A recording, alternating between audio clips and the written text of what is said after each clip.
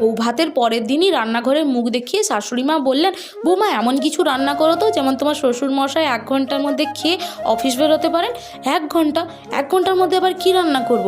আবার শ্বশুরমশাইয়ের যে চড়া ডায়াবেটিস, না খান চিকেন না খান মাটন, কি আর করি, ফ্রিজ খুলে দেখি 3টে ডিম, 5 জন সদস্য 3টে ডিম, এ কী করে ভাগাভাগি করি। কিছু না বুঝতে পেরে ভাবলাম সেদ্ধ করতে বসিয়ে দিই, কিছু তো একটা মাথায় চলেই আসবে। তারপরে ভাবলাম ডিম ভাপাই করে দিই না কেন। হাফ হাফ করে ডিমগুলোকে কেটে সর্ষে পোস্ত সবকে একসাথে বেটে টক দই আর ওপর থেকে কাঁচা লঙ্কা আর কিছুটা সর্ষের তেল ছড়িয়ে দিয়ে প্রেশার কুকারে ভাপাতে বসিয়ে দিলাম। কিছুক্ষণ পর সিটি মারতেই তো শাশুড়ি মা দৌড়ে এসে বললেন, এর মধ্যে হয়ে গেল? হ্যাঁ মা, এরই মধ্যে হয়ে গেল, আপনি ভাতটা বেড়ে দিন।